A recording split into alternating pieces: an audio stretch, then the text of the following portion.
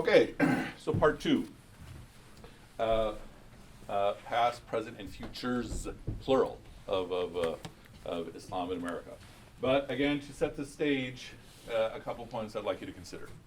Number one, a question for you to ask yourself, and seriously try to answer this question for yourself. In terms of your life as a Muslim in this society, what is your goal? Meaning, the goal for all of us, inshallah, is to win the pleasure of Allah. Okay. But in terms of your life here, what is your goal? Okay. And take some time, think about that. That'll get into the latter part when we're speaking about the futures of Islam in America. Second, almost all of us in this room are either immigrants or the children of immigrants. Okay. Why are you in America? Okay. And just be simply honest with yourself, whatever the motivation is. Okay. Next point is I go through the history of Islam in America.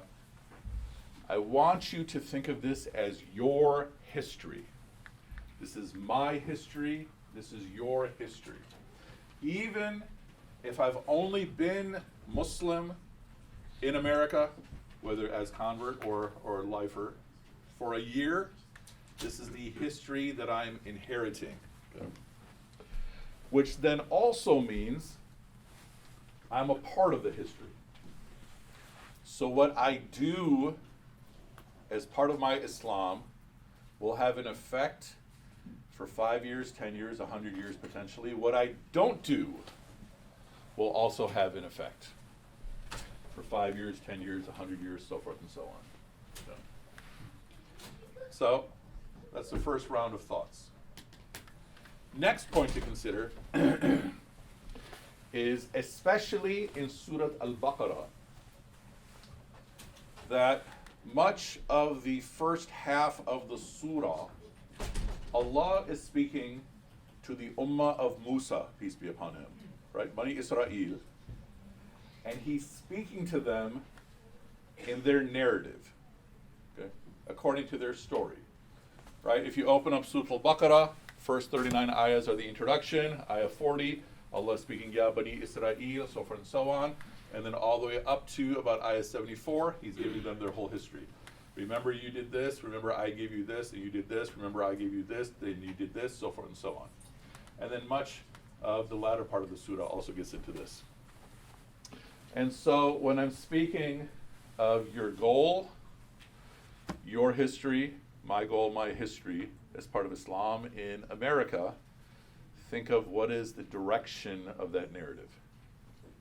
For example, going back to the story of Bani Israel, they have one primary tragic flaw. When you go through the whole narrative, Allah gave them every single luxury of dunya, saved them from slavery. They watched the Pharaoh get destroyed with their own eyes, luxury after luxury after luxury, until eventually they reach a point of disgrace. What was their tragic flaw? What was the central flaw that led them from luxury status to disgrace status? It was lack of gratitude, lack of shukr. That they had everything, and then eventually they're saying, we're tired of having just one food. We want all this other stuff. Or they're saying to Musa alayhi salam, we're not going to believe you until you show us with our own eyes, so forth and so on. Okay. This is the consequence of lack of gratitude. That if I have gratitude, I feel like I have so much. If I don't have gratitude, I feel like I'm entitled to more. Okay? That's their central problem. They have other problems, but the central thread is lack of gratitude leads them to complaining, leads them eventually to disobedience, leads them even to violence against the prophets and such, peace be upon the prophets. So then, a point for you to consider, if we were to identify a thread of Islam in America, or a couple threads, we'll try to figure out what those could be. What they should be is gratitude, but we'll think about them. Okay, so all of that is setting the foundation. Now, if you're a note taker, get ready to take a lot of notes. That we're going to go through a high-speed history of Islam in America. 1400s.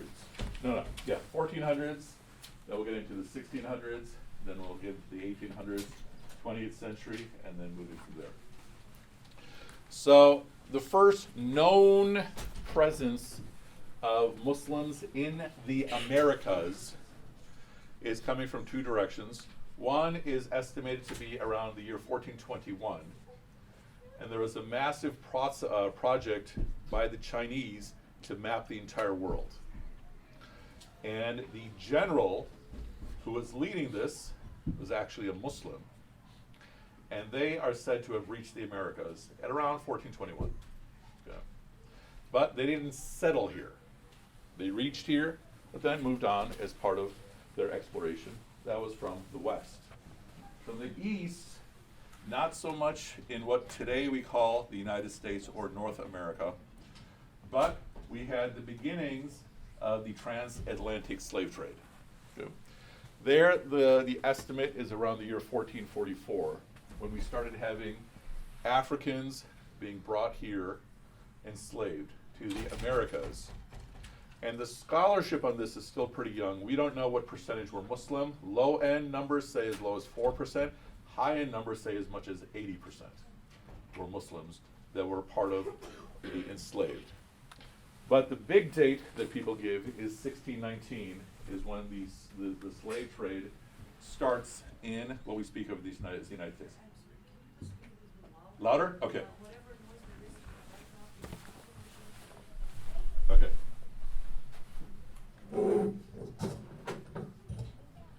If I speak like this, does this work? Or is this the same?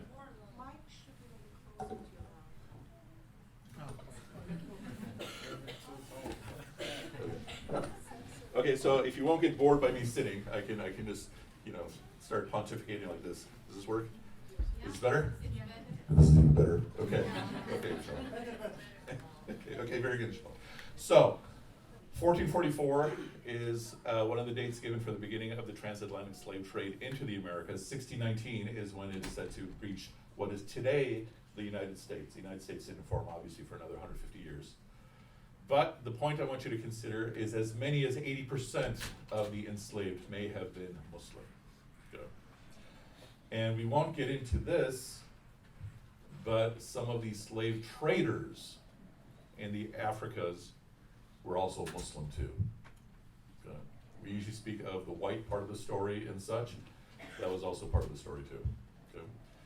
But 1619 is when we start seeing a rising population of people who are Muslim, who are part of the enslaved populations. Okay. And there are a number who are very, very famous, famous today. One, later on, I'd like you to look up his story. His name is Omar bin Said, and there's a whole book written about him and a recent play that was made about his story. Many of these enslaved Africans were huffaz. They had the Quran memorized.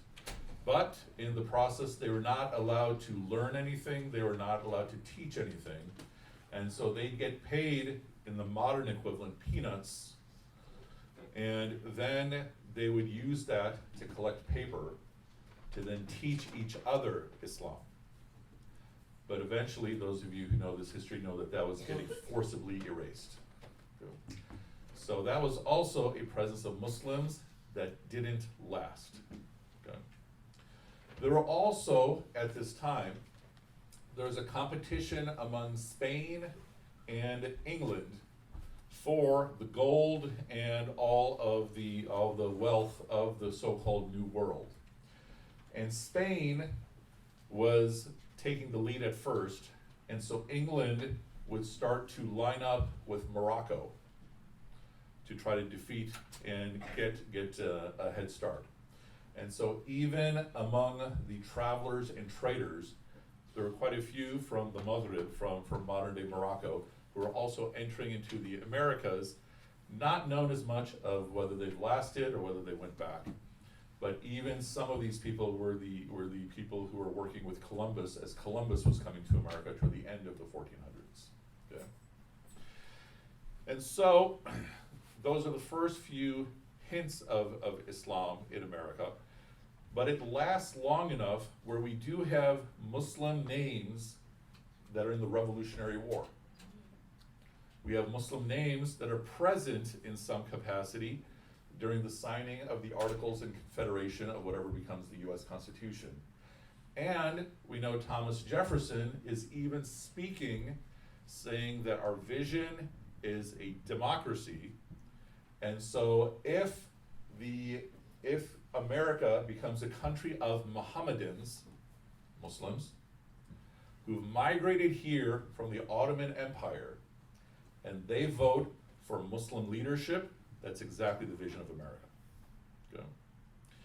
And so in this period of time, now we're in the 1700s, when we're speaking of the era of the founding fathers, the so-called founding fathers, there is definitely a lot of awareness of Islam, so much so that Thomas Jefferson, you may be familiar, had a copy of the Quran. This is another book you can research. It's literally called Thomas Jefferson's Quran. It was translated by George Sale, who was a professor at Cambridge. Okay.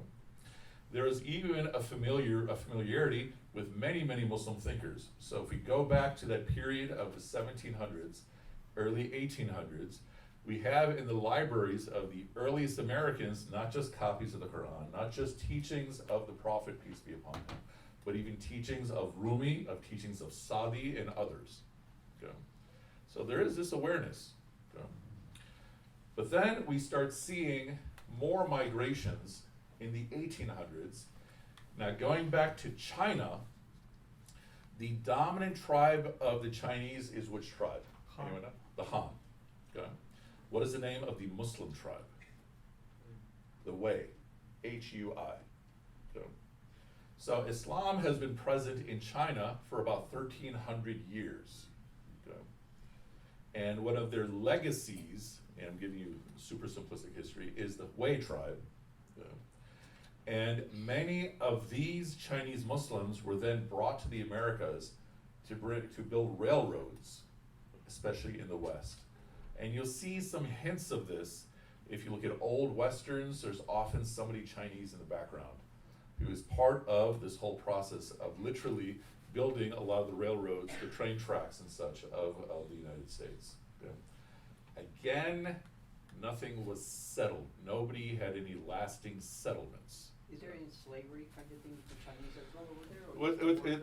The question is there any slavery and stuff? I'm not as familiar with it, but I don't get the impression it was slavery. It may have been something more like indentured servants, right?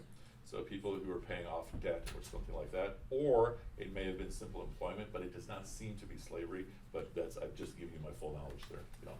So, and so the point to consider is that there's these little tiny populations of Muslims that are arriving that either, you know, they don't last, or they get forcibly erased. So. And then jump forward into the early 1900s. For various reasons, a lot of this gets connected with Teddy Roosevelt. There's a big interest in the exotic West. And so we see translation of books from people across different cultures, and there's a lot of focus, a lot of interest in Islam itself as part of the exotic West. So if you go downtown, you'll see the Medina Temple. Okay. And if you look at the architecture of the Medina Temple, it's literally following the models of Spain, of Muslim Spain. But sitting here in Chicago, the building is about 100 years old. Now it's a casino. But the point here is that there's this period, even in the growth of film, of interest in Islam. So you may have heard of Rudolph Valentino, the Sheikh. There's just this curiosity about this other exotic world. But the stereotypes you'll find to be interesting. So at the end of the 1800s, beginning of the 1900s, we had the World's Fair in Chicago. Muhammad Alexander Russell Webb was an American, grew up in Nebraska and Missouri. He becomes the ambassador of America to the Philippines, converts to Islam, and he gets invited to speak at the Parliament of World Religions on Islam. Okay. And if you look at his speech, what does he say? He says the basic beliefs of Islam, and then he says, we do not oppress our women, we give women tremendous value. Jihad is not a call to violence, it's a noble cause of struggle and such. Okay? Same time, same era as we have these movies and such. And the first point now in terms of the narrative I want you to consider is that the speech he gave in 1893 is still the same speech we give today. So, we are not this, we are not this, we are not this, we are not savages, we are noble people and such. Same thing, nothing has changed. Why? Okay? But jump forward. What is also taking place in the late 1800s, early 1900s, is the growth of the Ahmadiyya movement as an evangelical movement. So those here from the subcontinent are especially familiar with the Ahmadiyya movement. They are a group in the 1800s who claim that this figure, Ghulam Mirza Ahmad, is a prophet. Okay? And they have their own way of explaining it and such, but in terms of, as we understand Islam, that's a big no-no. Yes? Prophet or Mahdi? Prophet. Prophet. And Mahdi. Okay. Yeah. And so they were sending people all across the world to call people to their understanding of Islam. And they're reaching, especially in the United States, in the poor communities in the city and the poor communities in the rural areas of America, predominantly African American communities. And so moving a little bit further to about 1920, 1930, here we have the growth of what we would call other proto or quasi-Islamic movements. One was called the Moorish Science Temple of America. Think of the Moors. Moorish Science Temple, Moorish, led by a figure named Noble Drew Ali, originally in Atlanta, and eventually he moves to Chicago.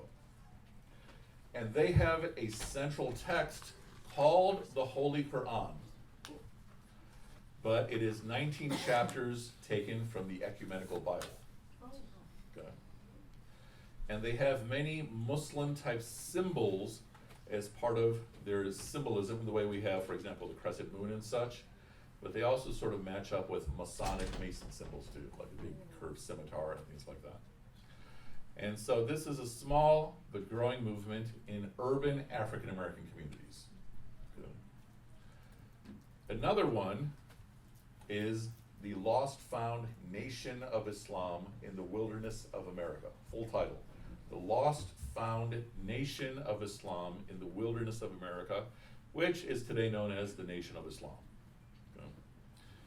And there you had a figure named Master Fard Muhammad, who was selling rugs, and he was going from place to place preaching this version of Islam. And a middle-aged descendant of farmers says to him, okay, you're calling us to God, but you're God, aren't you? And he says, yes, and you are my messenger. And that person's name that Master Fard Muhammad was talking to, his name was Elijah Poole. And Elijah Poole, his name that gets changed to? Elijah Muhammad. Good. The Lost Found Nation of Islam in the Wilderness of America. And part of the theology that they were sharing is that Allah sends a prophet or messenger to every place in history. And one place left is the African Americans. And so Elijah Muhammad is literally saying that he is a messenger of God. In addition, in their theology, already they're saying God came in the form of this man, Master Fard Muhammad, and there is no day of judgment. That the resurrection that is spoken of in the Quran is a mental resurrection where you are being awoken to your truth. Okay? Otherwise, when you die, you're dead. There's nothing. Okay? There are other secondary teachings of the Nation of Islam. One was that white people are literally shaitan. Yeah. The white man is the devil.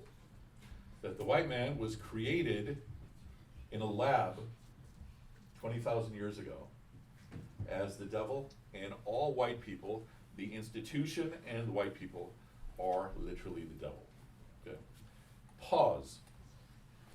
So Elijah Muhammad is speaking primarily to African Americans. This is the 1930s. What would be all the different goals that he has? Anything. How would you answer this question?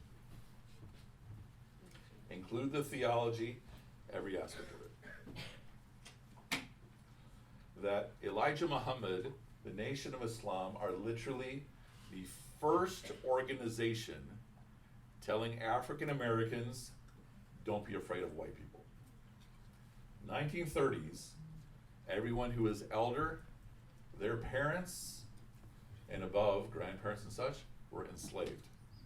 Okay. We have the abolition of slavery in the 1860s, okay. And then we have Jim Crow. There is an attempt to reconstruct America, and then Jim Crow, an attempt to form it, robbing all of these rights. Okay. And so then at this time, the sentiment is one of fear. Okay. And the Nation of Islam is saying, no, these people are devils, don't be afraid of them. Complete opposite. But their central message was not the theology. Their actual central message was, you can sum it up in 3 words, do for self. That we cannot rely upon white people to take care of us, we have to do it for ourselves. We have to get educated, we have to take ownership for our communities, we have to take leadership of our communities. But from a Dean perspective, their theology is of course completely wrong. Okay. And this group is growing very, very, very slowly into the 1940s. And then in the 1940s and the 1950s, we have a young man who has a whole life of going astray, who is in prison. His siblings join the Nation of Islam, and then he joins it. His name is Malcolm Little. Okay. And when he embraces the teachings of the Nation of Islam, they have a whole process that you have to go through. And then eventually, once you've been given full membership, you are given X as a last name. The idea being that your whole identity was stolen from you, so you don't even know what your real last name is. And so you replace it with X, the unknown. And so he gets known as Malcolm X. And he becomes a very, very active, very, very sharp thinker in the Nation of Islam. While in prison, he's inspired to just start studying and studying and studying and studying. Okay. And there's all kinds of wonderful legends associated with him. He read the entire dictionary cover to cover, read all the philosophies of everyone, and when he gets released, he becomes the most active preacher of the Nation of Islam. Again, from Muslim majority parts of the world, there are people who are slowly trickling in, either as refugees or as immigrants, whatever the case is. Nobody really has settled communities. But Elijah Muhammad has a number of children. One of his children, his name is Wallace, also Warith Dean Muhammad, and he sends his son to go overseas and study. And his son comes back, and his son says to his father, Dad, what you're teaching is all wrong. So his son gets kicked out of the Nation of Islam. Okay. And he has to make a public apology. He makes a public apology. He comes back. And then he is quietly telling Malcolm, you have to go overseas. Okay. The part of the story that nobody knows is that he does Umrah Comes back, nothing's changed. Okay. That's the part that nobody shares. Okay. But then what is also happening is, as Malcolm is preaching, the population of the Nation of Islam is growing. And it's growing enough that it gets the attention of big media. So you might, those of us who are older might remember the show 60 Minutes. I don't even know if 60 Minutes is still on. Mike Wallace was one of the big journalists of 60 Minutes. He's since passed away. Back in this time, late 1950s, he does a segment on the Nation of Islam and their teachings and such. And as a result of this combination of Malcolm X's preaching and now being covered on the news, then people start really joining the Nation of Islam. People are coming in masses, interested in this organization. And then what happens is that Malcolm X starts getting rumors that Elijah Muhammad has these illicit relationships. And he refuses to believe it until his wife pushes him to investigate. And then he finds out that these accusations are worse than what he was being told. And we won't go into those details. But this is now breaking Malcolm, because he has a whole history of being trained to be a hustler, right, a criminal. And the one pure person he thought violated all this turned out to be the same thing. And so Wallace is telling him, you have to go overseas again. Okay. So Malcolm X breaks off from the Nation of Islam. And then he goes on Hajj, and this is his famous Hajj, okay, where he is shocked by what he is seeing. The first time he went on Umrah, he doesn't notice anything special. This time he goes, it's as though his eyes are open, and Allah puts all the perfect people in front of him. And so he's now become Sunni. And he comes back and he forms his own organizations. One is called Muslim Mosque Incorporated, another is the Organization for Afro-American Unity, and he is also planning to go to the United Nations to have charges filed against the United States for its treatment of African Americans. And then those of you who know the story, shortly after this, he's then assassinated. This is 1965 now. Okay.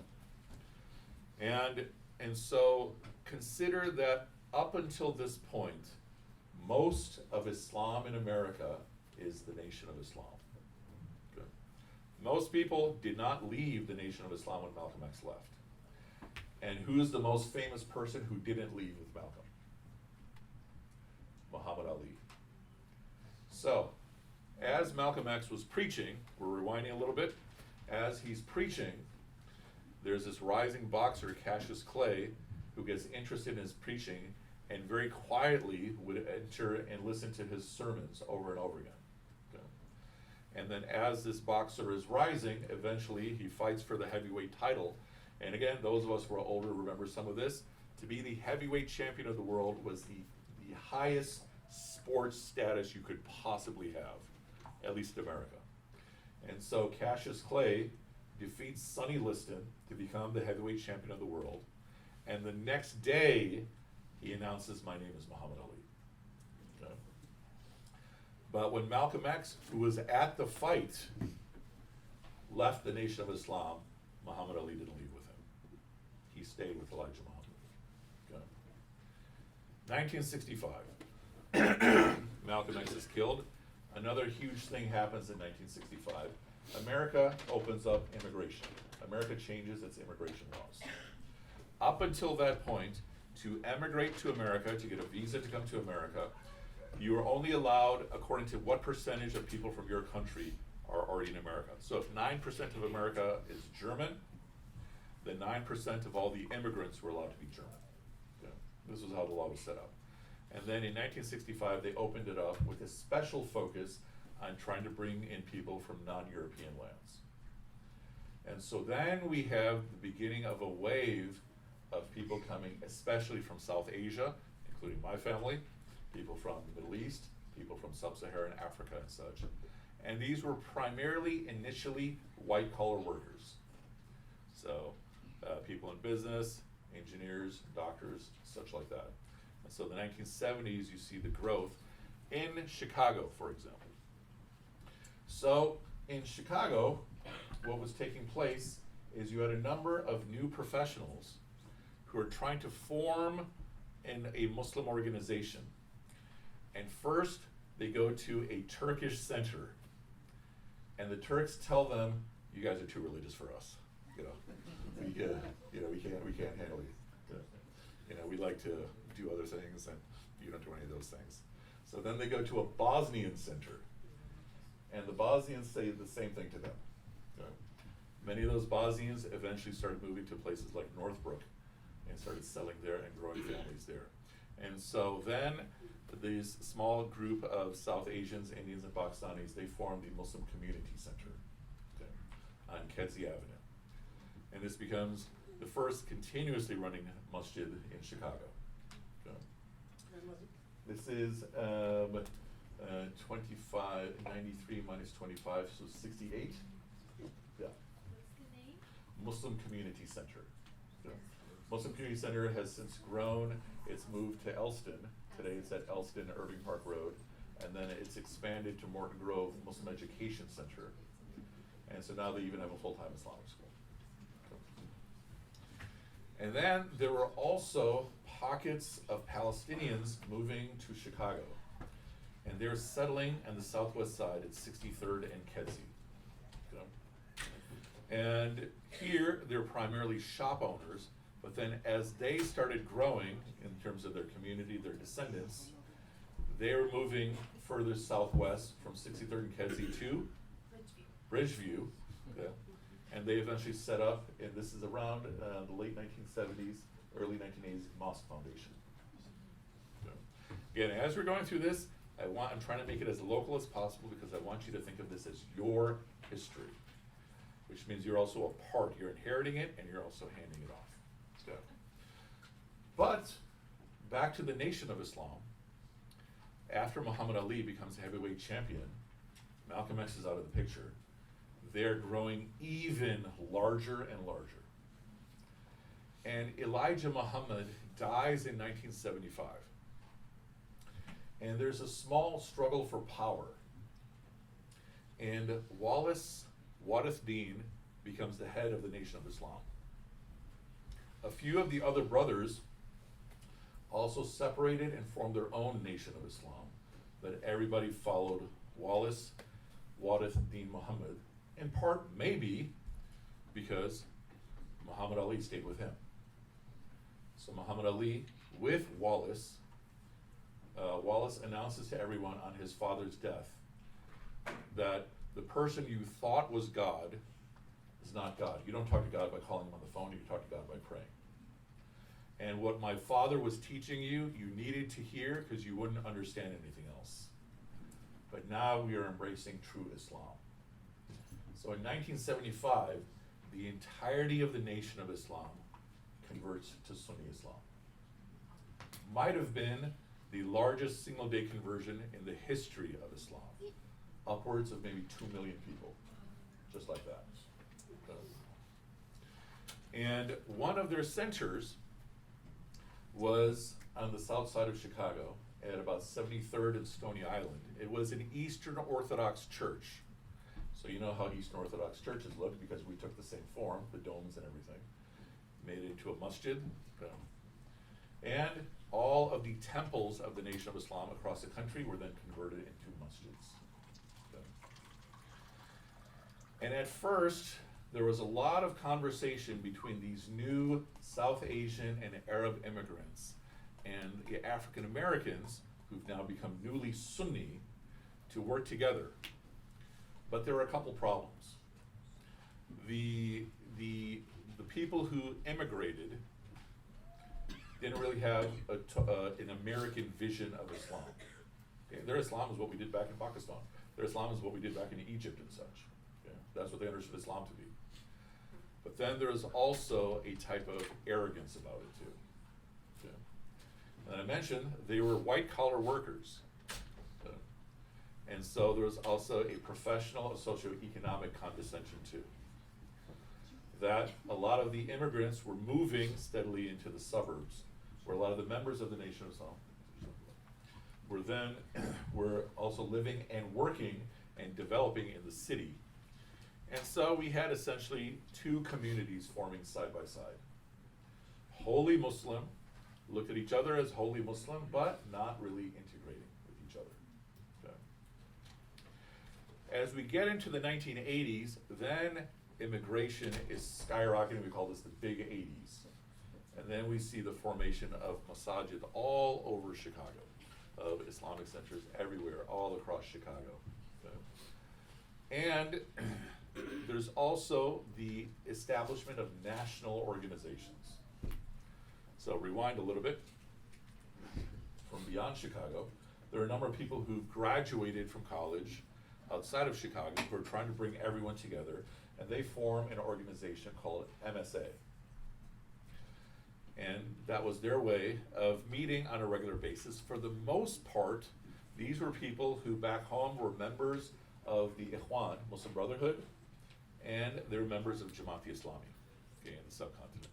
So, and when they graduated, then they formed ISNA, the Islamic Society of North America. So, and ISNA was predominantly members of the Muslim Brotherhood, and members of Jamaat-e-Islami, the South Asians, they broke off and they formed ICNA, Islamic Circle of North America.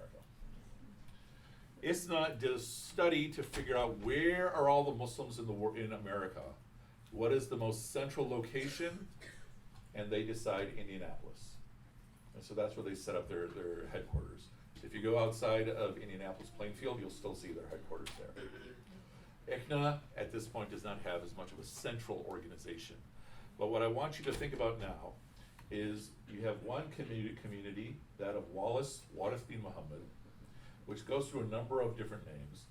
Then you have the national organizations, ISNA, ICNA, others form as well. Then you have in the big cities like Chicago, you have our own communities. Okay? But there is not as much mixing that is happening. Okay? Another person, independently of the Nation of Islam, becomes Muslim in prison. His name is H. Rap Brown. Hubert, nickname Rap, R-A-P, Brown. One theory is that rap music comes back to him because he used to write these rhyming, vulgar poems. He was a member of an organization called SNCC, Student Nonviolent Coordinating Committee. They were an activist movement focused on changing the plight of African Americans. They merged with a larger organization called the Black Panthers. The Black Panthers were founded to fulfill Malcolm X's social vision. That is that we have to take care of our own communities. Okay? So these groups merge, but from the perspective of the FBI, they're the most dangerous organization in America. Okay?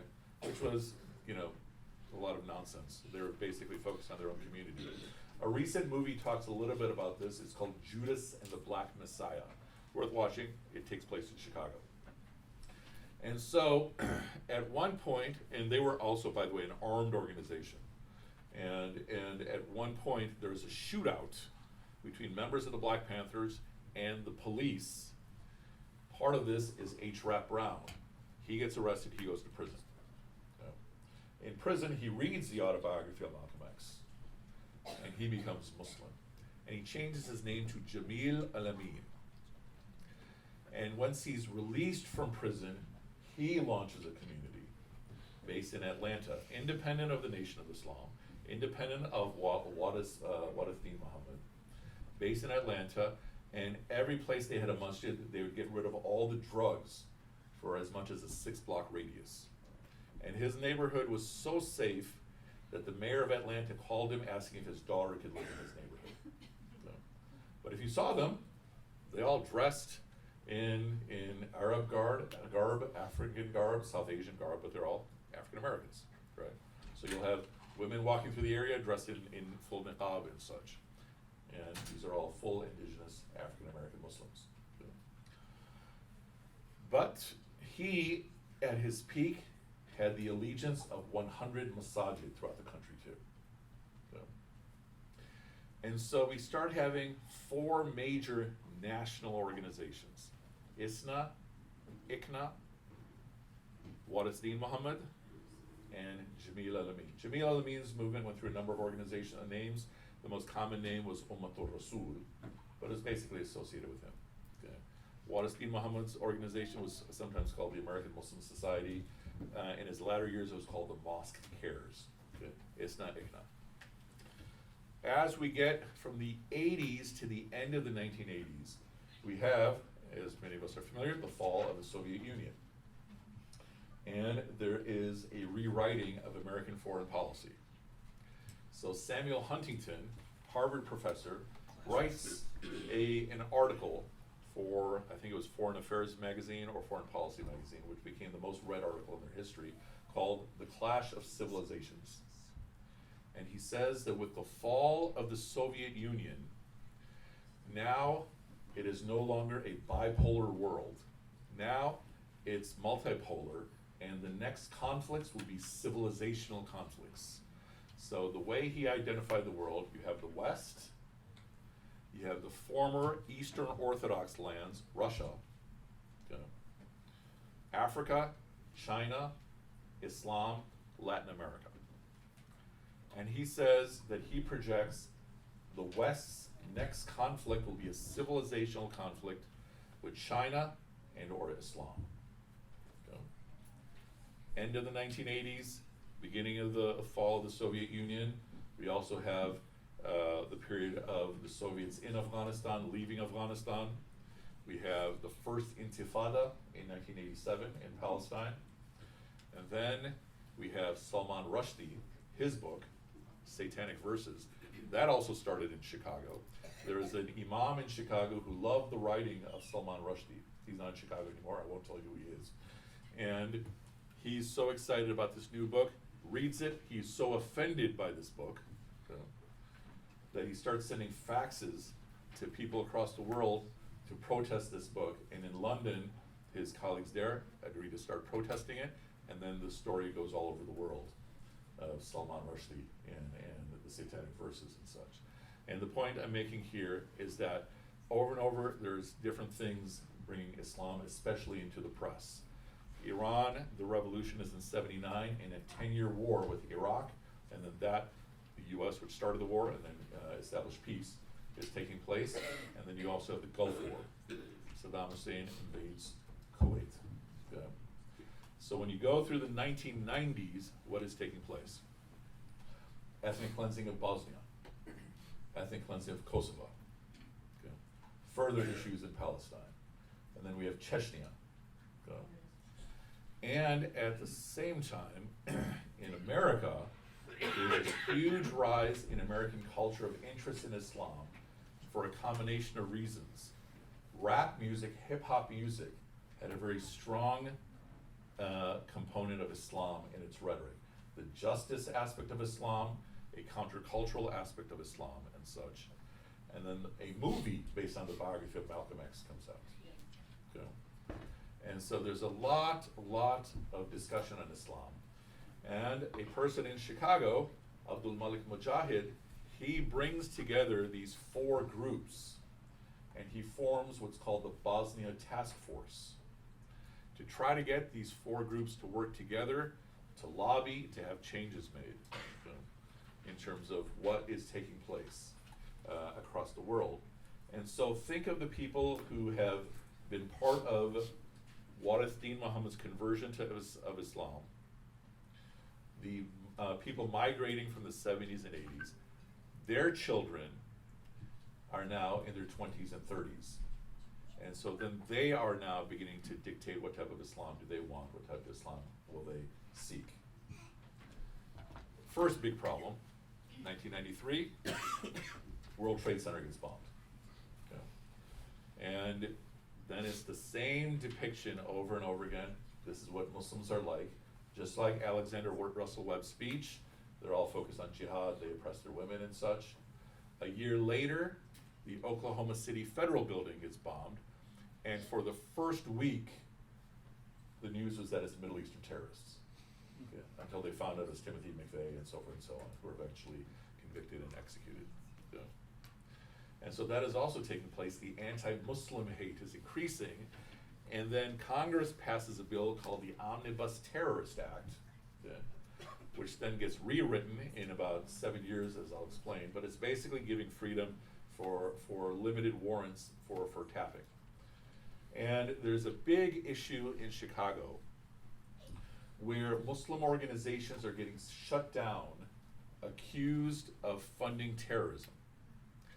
And they're using a method that law enforcement used with the mafia, with the mob, called secret evidence, saying, we're arresting you, we're telling you what the charges are, but we can't tell you what the evidence is against you. So the attorney that's defending you can't help you. Okay? So as we get to the end of the 1990s, a number of Muslim organizations have been getting shut down one by one because of secret evidence, same accusation, you're supporting terrorism, so forth and so on. And then George W. Bush is running for president of the United States. Okay. And he's reaching out to Muslim populations. And likewise, there's an organization called the American Muslim Task Force, which is going to every population of Muslims throughout the country, having town hall meetings saying, who should we vote for? Okay. And this combination is leading to more and more support towards George Bush. And you can find this online. George Bush is debating Al Gore. In one of the debates, he says, I'm going to overturn secret evidence. There's a debate in Michigan with a large population of Muslims. Okay. And so the Muslims announced, we want a block vote supporting George W. Bush. Okay. And the biggest amount of support for him is in Florida. Okay. And so if any of you know the history of the elections of the year 2000, it was all decided in Florida. Maybe we were a part of that influence, Allah knows best. No. But then 9/11 happens. No. And 9/11 single-handedly changed everything for all of us. No. So for the next 10 years, we are in a position of apologizing for everything. No. And then you have the obliteration of what was left of Afghanistan, the obliteration of what was left of Iraq, and for the most part, at least for the next decade, just about every single speech you would hear by Muslims, for Muslims, including from me, it's literally, we're not this is not us, this is not us, this is not us, this is not us. But after about 10 years, then as a community, we started understanding, okay, there's some people who are going to agree with us, and some people who don't care what we have to say. Okay. So then we started shifting a bit to deciding what we want our Islam to be. Okay. And so now we're getting into the 2010s and into now, and all of you, all of us are now part of this story. Okay. And the question I want you to think about, okay, we've seen a lot of things happen, even in the past year, with Palestine especially. And the question now I want you to think about is, individually and as a community, okay, you and I have some amount of control over what we want Islam in America to be. And what that means is every hour you and I don't do something is going to have a legacy. Every hour you and I do something is going to have a legacy. Okay. But the first question to think about is, when you think of yourself, do you think of yourself as American? Okay. We all think of ourselves as Muslim. Okay. And I'm guilty, I often think of myself as Chicagoan before I think of myself as American. Okay. But another way to frame it is, when you are looking at yourself, your family, your descendants, and you think of American, do you think of that as somebody else? So my family has been here now, give or take, like I said, for about 50 years, mashallah. That I'm not directly a grandfather yet, my daughters are not married, but my nieces and nephews, I'm literally a grandfather. So we've been here for 4 generations. And very soon, everyone in this room will have been here for 3, 4, 5 generations. Yes? Sorry? 10 minutes, perfect, yeah. And so, if I were to give you a list of what should be the goals of Muslims. Go back to my first question. My first question is, what is your goal in terms of Islam in America? We're not going to discuss it together yet. We'll see how much time we have. Think of what should be those goals. Okay. An obvious one has to be community building, which, mashallah, you're all doing very well so far. Okay. And the challenge for you all is to have your children's generation inherit the same motivation you have. Easier said than done. Inshallah, you will succeed. Okay. Inshallah, all of us together will succeed. Okay. But then beyond that, think what should be the goals. Okay. When I mentioned that throughout most of the 20th century, Islam in America was the nation of Islam, from the perspective of the outside, those who don't know the difference between the nation of Islam, Sunni Islam, so forth and so on, Islam in America was a civil rights movement. When we had this huge wave of immigrants, it shifted from being a civil rights movement to an identity movement. So one version of Islam is going to stay. That is the Islam that is an identity. That is the version that in the realm of celebrities, this person's a celebrity Muslim. They might be a model, they might be an athlete, they might be a politician, they're Muslim. Okay?